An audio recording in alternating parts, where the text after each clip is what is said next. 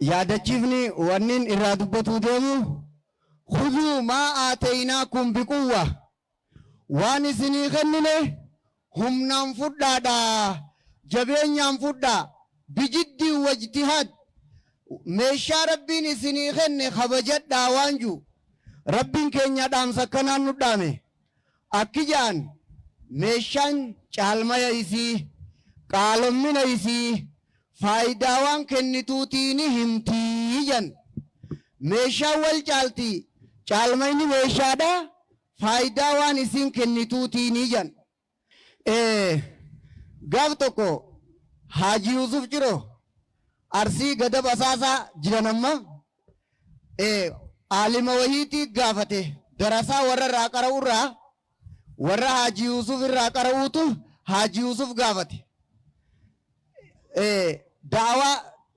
namni gaafate kun mee faayidaa keessatti namni tokko baratee daawaa godhu ta'uu caalamoo majlisa taa'ee qaraayisuu caalaa ji'ee gaafate wal dhagaa na dhagaa jiru hundinuu usaa bakka takka gisee takka daawaa godhuu caalamoo majlisa qaraayisuu caala ji'eeti Haji Yusuf gaafate akki jaaniin majlisa taa'ee qaraasisuu caalaa ja'aniin majlisa qaraayisuu taanii qaraayisuu kana keessa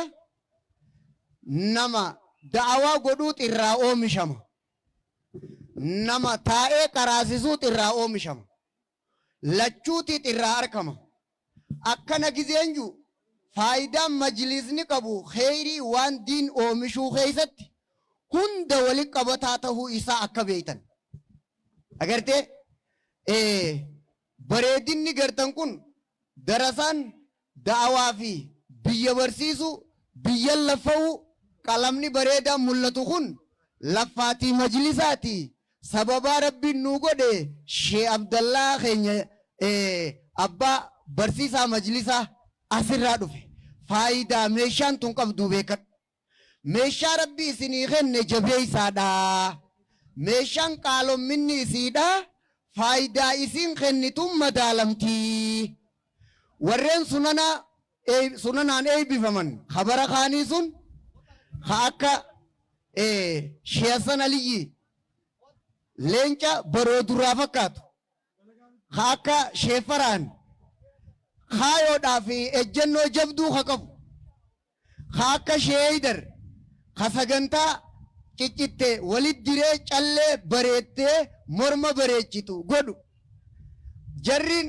himu kun majlisa kanarraa ba'ee bar meeshaan qaalomminni siidhaa waan isin faayidaa isin kennituun laalamtiin sinjee akkasuma faayidaan kheyriin mutaaddiidhaa fi laazima hoggaa jen ta umrii qabdu ta dabartu jechuu khuduu maa aataynaakum biquwwa waan isinii kennine humnaan fudhaadhaa bijiddi wajtihaad akkasuma ammas akka yooniif kheyrii qeebaluu baatte nama nasiyaasii yaaduu hin harkattu galaanaa si nyaataa beekadhu gaarii isinii dhaamamte qeebalaadhaa ni milkooytanii qalamni bareedan dibame kun sababa majlisaati akka jabaattan jabaadhaa jabeeysaa qaamaa qalbii qabaadhaa ajiidatti qabdan assalaamu alaikum